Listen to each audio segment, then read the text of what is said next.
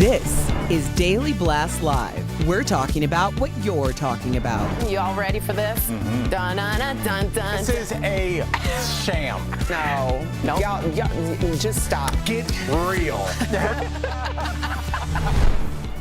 Touch my water, Al. Hi, guys. Welcome to DBL. How is everyone? This is Al, Jeff. I'm Tori, and we got the most beautiful lady joining us, Lindsay Granger. How are you, my love? Oh, wow, Tori, that's a big intro. Always. How are you feeling? Good? I feel good. How are you guys doing? You guys you gentlemen look very handsome today. Well, thank you. You're very welcome. You guys do look wonderful, sharp. Tori. Thank you so much. All right. Was that a compliment? Wow. I figured, well, first of all, I thought Tori was just going to get into it. I'm still eating a mint, but yes, it was a compliment. I love it. All right, guys, Disney came under fire yesterday for its live-action remake of the classic fairy tale Snow White and the Seven Dwarfs. Now, Peter Dinklage said Disney was very smart to cast Latina actress Rachel Ziegler as Snow White. The story itself, though, is problematic. Listen. You're progressive in one way, but you're still making that backward story of seven dwarves living in a cave. What the are you doing, man? Have I done nothing to advance the cause from my soapbox? I guess I'm not loud enough. So we did this story yesterday, but we're responding with Disney's response saying, quote, to avoid reinforcing stereotypes, we're taking a different approach with these 7 characters. They also said they're working with members of the dwarfism community. Speaking of which, TMZ caught up with Al's friend, Brad Williams' hilarious comic, who had this to say about the whole thing.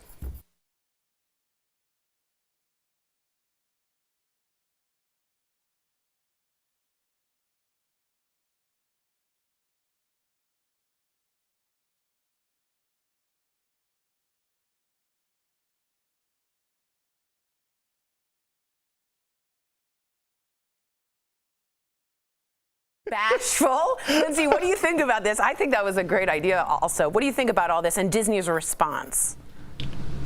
I just think it's time to move on. Like, Snow White was what it was however many years ago, and it's like there's been Moana, Frozen, and Encanto that are all like really good new films that are forward thinking about where we are today, and they're trying to remake Snow White, and it's like no one called for it. You know, I don't think all parents were at home like, oh my God, we need to remake Snow White. As somebody who watched it as a child, I wasn't calling for it, and so it's ridiculous to stir this up and then try to be so forward thinking that you kind of like are ruining the film. Like, okay, we want one of each diverse group in there. We want to make sure that we're not offending the dwarfs that we had living in a cave, so we're going to have them live like in a mansion. You know, it just is like, why not just move on? Also, why not consult with a bunch of people from that community, and ask them how they feel about it. Obviously, there's mixed reviews just from the 2 interviews we've heard. So a lot of times you have corporate people making decisions for people in communities that they're not even a part of. And so that seems like that's already happening here. So hopefully they can reverse course and try to fix this. Yeah, like beep. I did ask Jeff and Sam yesterday, and I said, do your kids love Snow White? Because I thought the same thing. Who's asking for this? Like, no one's asking. I hated Snow White. Sam said her kids love Snow White still. So is that story is a really mainstay in their household. So, Jeff, what do you think about that story is well loved and it's a classic? Well, going to Lindsay's point, I just went to Disney on Ice this year, and they got some of the old school classics, which I mean they try to keep in there, but my kids don't know those. They're more into Encanto, Moana. Yes. They want to see the ones that they're seeing on Disney Plus, right? They brought out Moana. I was like, oh, this is the best part.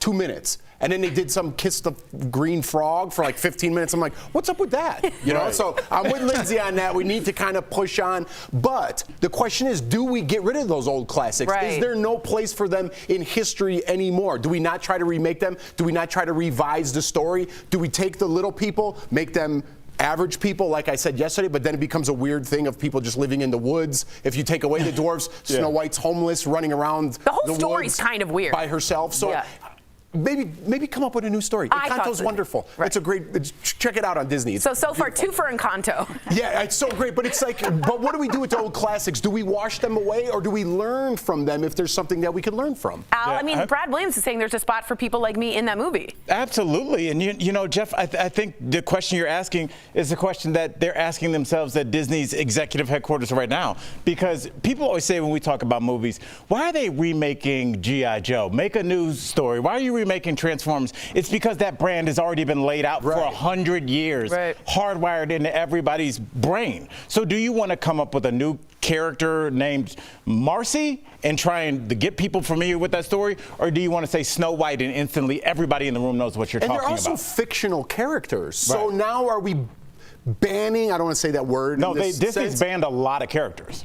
But fictional characters as well. Yeah, there's a lot of characters that they don't bring out in Disney World because of that. Like the Jim Crow crows, for instance. Yeah, but there's a lot. There's a lot. Yeah. Now, they will say that a lot of people say this, and including Tammy Gibson, who is a well-known person who watches our show. She's a little person, and she wrote me yesterday and said, this gives actors a chance to represent ourselves well and not be the stereotype that actually came from Snow White, which is like they all are miners and they all live in a cave. They think the stereotypes literally came from that movie.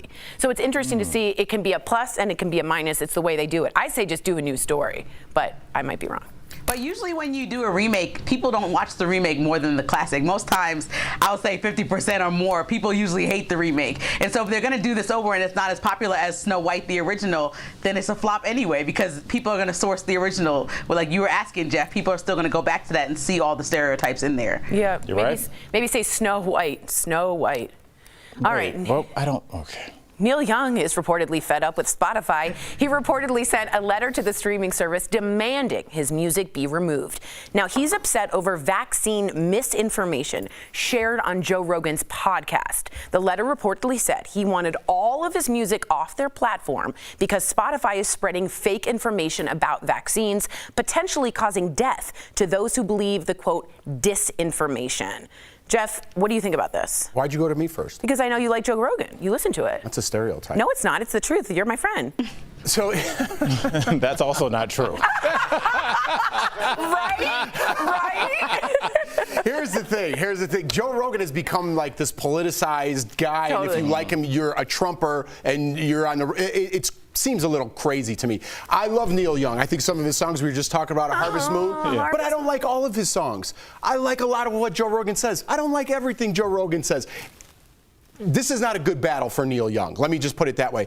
Spotify makes way more money with Joe Rogan than they do. What was that? I don't know. I think a truck was backing. Yeah. Lindsay, your pie is ready. No, I'm sorry. We have like a whole bunch going on with our doorbell right now. I was like, whoa, what was that? I'm listening. No. But yeah, so I just think this is look, I want to go into this and I want time to talk about this. It's a conversation. I can't just spit out 2 words against Joe Rogan or for Joe Rogan and then you clip that and put it somewhere. We need to break this down a little bit because there needs to be somebody like Joe Rogan giving the other side, right? If I give the other side on this show, I'm going to get a talking to, or I'm going to get fired, or people are going to write in. Joe Rogan doesn't have to answer to a network. He could say whatever he wants, and we need people from the other side, whether you agree with them or not.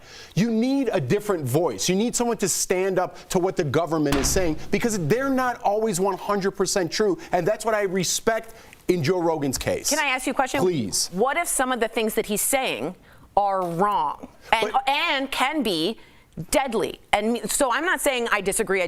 I'm saying, no, this person is saying 2 + 2 is 5, and that might get someone killed. But he's having doctors, licensed doctors on the show. And you say, listen to doctors. He has doctors on his show. And the doctors are saying it. He took his own form of medication, right? Whether you agree with that or not. What are the numbers of healthy people that are getting COVID? What are the numbers that are people that are morbidly obese? What are the people that have pre-existing conditions?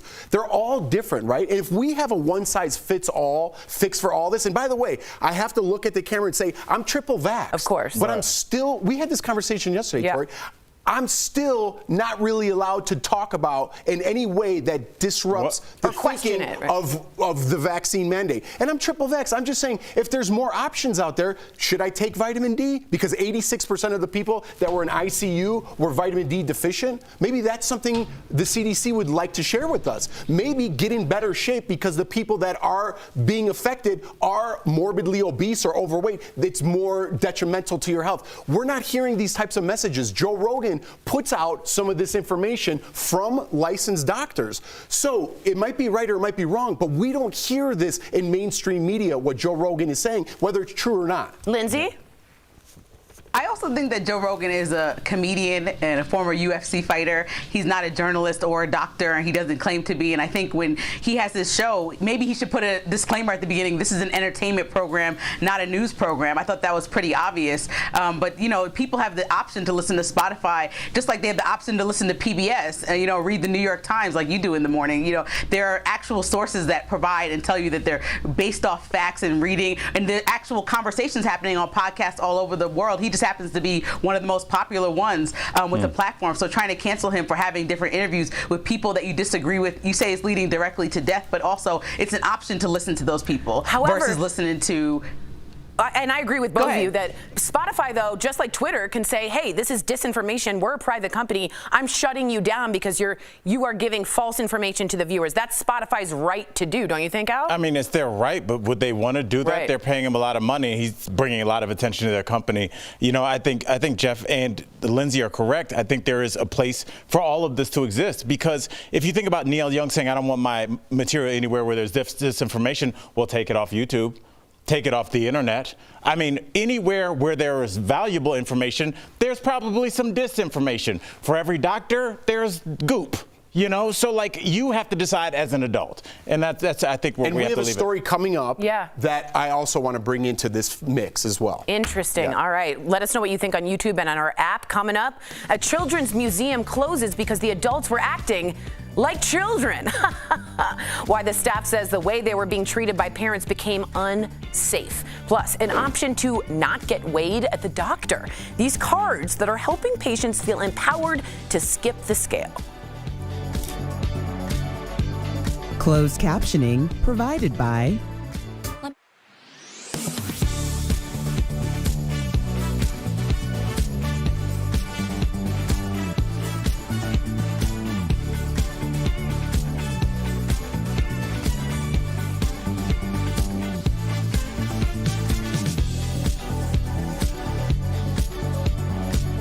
Said 2 minutes after I was done, I was like, No, oh, I knew you had time. I'm going over is here. a lot of time. Michael Dean, what were we going to say?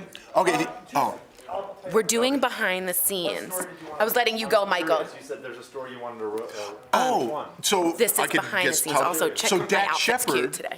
is- We may or may not get to that, but just so you know. It's from the Gap. It's but about so 20 the years point old. I was making It just is has a good line. he's not a doctor. Pleated. And does So anyone know that's they have disinformation. clothes like one pair of jeans that fits like perfect that they can't let go It's of? an extreme. This is that skirt from Gap. It's got no pleats in the back. It's got some pleats in the front. Anyway, good discussion. Let's get over here. Right. We're not in a hurry to go to the doctor anymore, because you And can don't forget, kind a lot of figure people stuff can't out go to now, the doctor, or is that Chris. safe? Is that actually wise or not? You know. But I mean, he's telling you. But Words, just me is saying wrong. Words can be used to kill people. Doctors, but then acrylic says doctors are just people with their own thoughts and opinions. They're also people who have studied for many years. You don't have that background. Ivermectin works. So we're, no, it doesn't. JB6969 says words don't kill people, Tori. I vehemently disagree with you. I think words have killed probably more people in history than any other war, when including a lot of stuff that we won't go into because that's deep. But again, the doctor. why don't they share Let's that? just check in on that. Do you know what I'm saying? Like, I this think- is what I use to get over I think COVID. the monoclonal Why isn't antibodies that? are expensive, and there's literally not enough of. They can't give it to everybody. But like, you know when you get the flu, you're like, take this flu medicine. You could also put a cold rag on your head. You could also drink orange juice. Why don't we have orange juice or a cold rag? Because those aren't pills that have like. There's been misinformation about like colds and illness all through.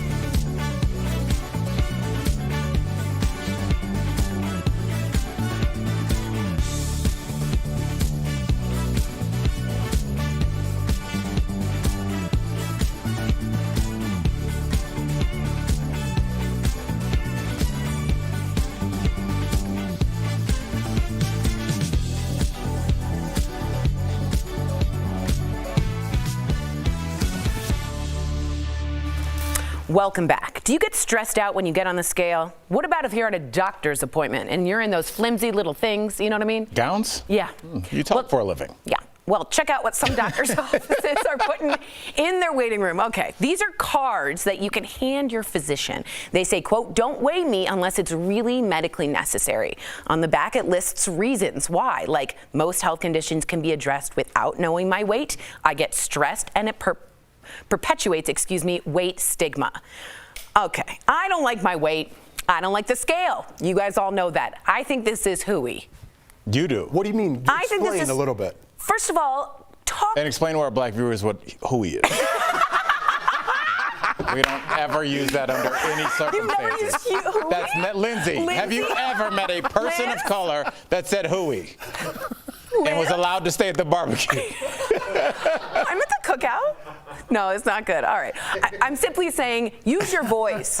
Talk to the nurse. Simply ask and say, or look away. Having a card with the perpetuation of the stereotypes, this gives people like me, who really care about woke culture, you can make fun of me all you want, a bad name. Because it dilutes the message. This is crazy. So you're against it? Yes. Okay. Yes. Okay. And it makes me look bad because people think, oh, I'm sure Tori's for this. No. Talk to the person, maybe look away. I don't need a card instructing my nurse with all my issues. To me, this is too much.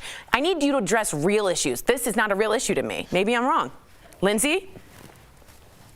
I mean, I feel like for my whole life I've been going to the doctor and they've been telling me I'm overweight, and I'm just trying to figure out what the proper weight is, because it feels like I would be way too small. And my whole life I've been athletic, playing basketball and different sports, so I know that there's a standard that they look at, but I think each person is different. So I understand not wanting them to weigh you. Even when I was pregnant and as I was gaining weight intentionally, knowing that I was like, oh God, I got to step on the scale again. So I mean, handing the card, I didn't think about that. Not talking to the doctor seems kind of rude. So I guess now that you said that, I would just say it to them, but right. I appreciate not getting weighed every time unless it's necessary, because it does make you just think about the number rather than the health. But isn't that weight is important in your health? I want to ask this one question, Jeff. I want to give you plenty of time to jump in. Tori, you're saying weight isn't an issue, and I get that. I'm saying it is an issue, but it is. But I just feel like as a man, and I'm not trying to mansplain, it seems like that's always been the focus of women's bodies in terms of society, and that's why it's an issue now. Donald Trump called Rosie O'Donnell fat while he's running for president, and people laughed, a loud laugh. It is a thing. So we can't then say when they get to the doctor, it's not a thing anymore. It's been hardwired through society. Oh, do you want to do so? Think about every time you looked at a magazine, and it was a men's health magazine, if they were like, oh, those love handles, Jeff, it would mentally affect you, especially 8, 9, 10, 16-year-old Jeff. So I know it would affect me, and I know I've dealt with my weight. So what do you want to think? I just want to say societally, women's weight is a thing, and I feel like it's disingenuous to act like it's not a thing. Yeah, the last story, when we were talking about overweight, I used the term morbidly obese because in the technical terms, Lindsay says she's overweight. I'm over 200 pounds, and I'm 5'11". I'm obese too. That's, I think, considered obese, ironically enough. I definitely am, yeah. So, I mean, we have to take that word and kind of use it lightly. But going back again to the other story, people are like, listen to what the doctor says, listen to what Fauci says. You need to know how much medication to take based on how much you weigh. There's an exact science and math to it. So the people are saying, Joe Rogan doesn't know what he's talking about, only listen to Fauci, are the same people saying, don't weigh me, you don't need to, because science doesn't. Yes, it does. Science needs to know how much you weigh so they know how much medication to give you. It's a correlation. It's not demeaning. It's not trying to fat shame you or body shame you. It's a science. Yeah, and it's important. Weight is important in health. Again, I'm fine with maybe looking away. I just think the cards are unnecessary. Just look away or not. But weight is super important and it needs to be taken. But if you don't want to know it, just simply ask. That's all I say. The cards, I'm done. It's hooey. Coming up on DBL. A children's museum takes a stand after parents lashed out at the staff. Do the adults need a time out in this situation? Ugh.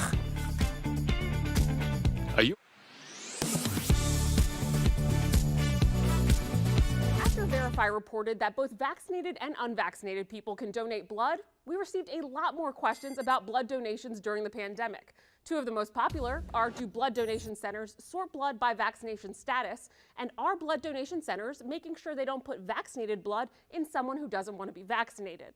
To answer those questions, we spoke to Dr. Yvette Miller, Executive Medical Officer for the American Red Cross, Kate Fry, CEO at America's Blood Centers, and Anahita Dua, vascular surgeon at Massachusetts General Hospital. Both questions revolve around the idea that vaccines are present in your blood and can be passed from person to person through a blood transfusion. But that's not true.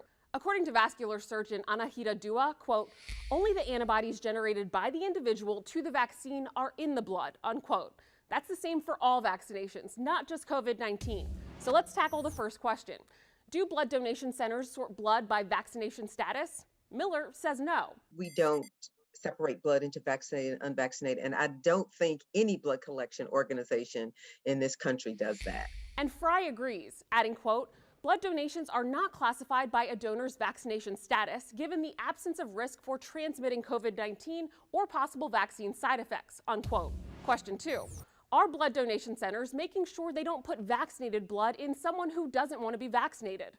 First, blood donation centers don't give blood transfusions. Hospitals and treatment centers do. Since we verified that blood donation centers don't separate blood by vaccination status, hospitals just don't have that information. So the answer to this question is also no. Kate Fry, CEO at America's Blood Centers, says if an unvaccinated person receives blood from someone who is vaccinated, they aren't considered vaccinated, nor are they at risk of experiencing any vaccine-related side effects. With your Verify, I'm Ariane Till.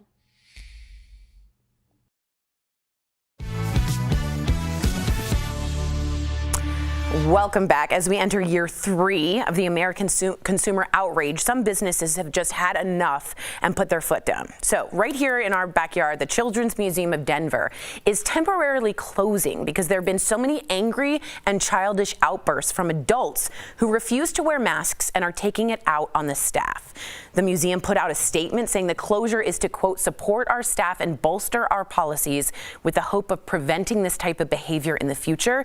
They even apologized to the guests who do cooperate and can't enjoy the museum. Obviously, this ain't just a Denver problem, right? We've seen unruly people everywhere, including the planes, in the stores, in the hospitals. So what do we think of these parents acting like kids? And what do you think this will have as an effect on the children? Al? You know, as I sit here, I think about Lynn's, like when I was a teacher, you know, I taught in South Florida and some of my class sizes were between 37 and 42 kids. Jeez. And 35, 36 of those kids were awesome, man. They were great. But there were 4 or 5 kids that were behavior problems. And the amount of times that I had something fun planned that we couldn't do. Because of a project I thought was really cool, but I didn't feel comfortable handing out scissors, things like that. Only takes a couple people to be like, well, just crack your books and I guess we'll just read. Because we can't, because Jeff and Tori refused, you know, and it's so sad, Lindsay, because it's so disproportionate that the parents that they made this rule for will not be affected. It'll mostly be the parents and their kids that really enjoy the museum and made a tradition to go in every week.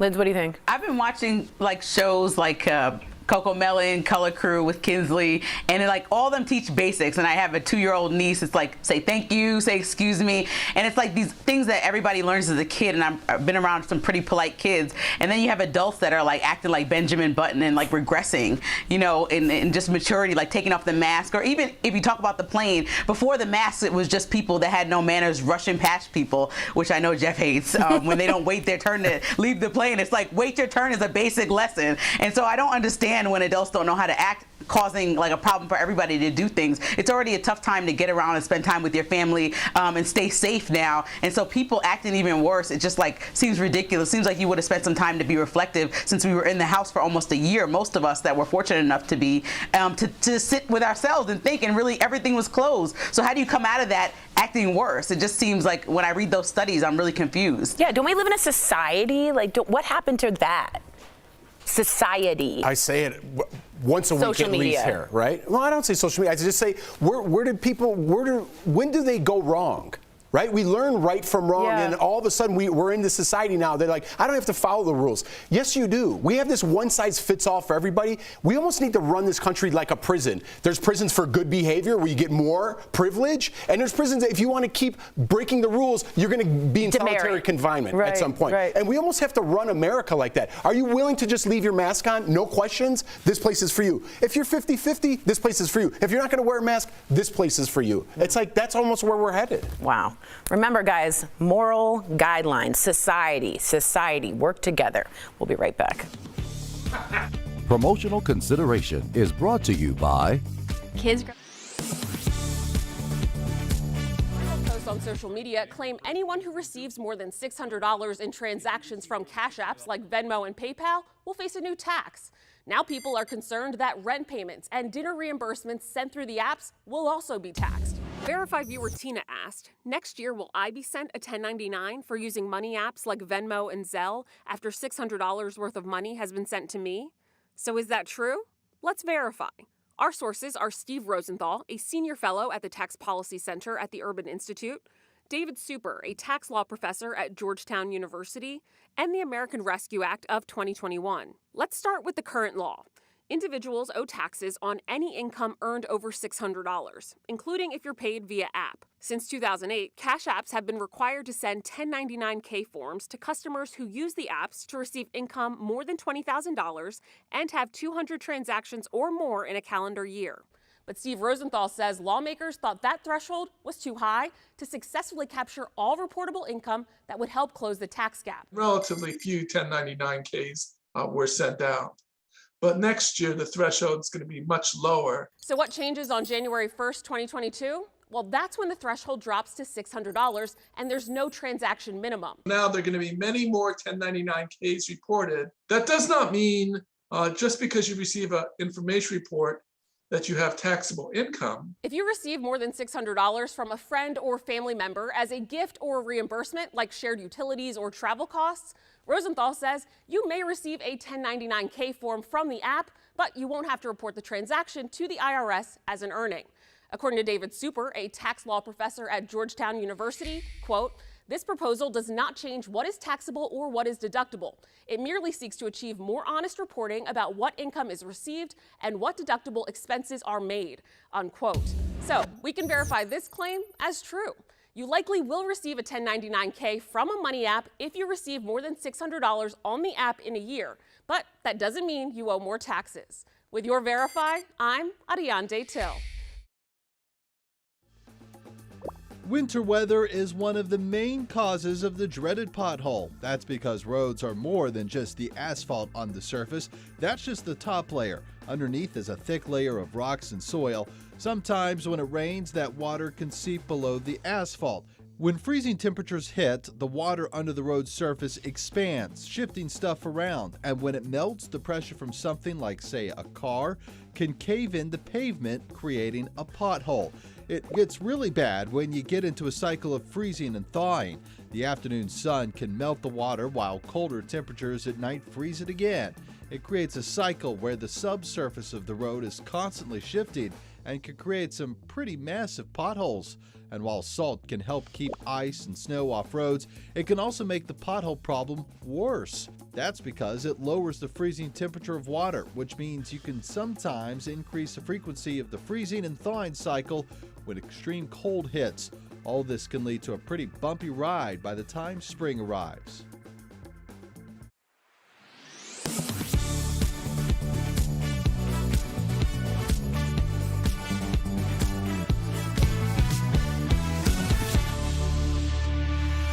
All right, a lot of people writing in about why. Jeff only I was almost just didn't yelling make at it. Tori about something, not each other, but Always. A lot of people wrote this, and I just thought it was interesting that uncontrolled ego is what's causing the adults to act I'd agree with like that. children. We'll see you same time, same place tomorrow. No ego here.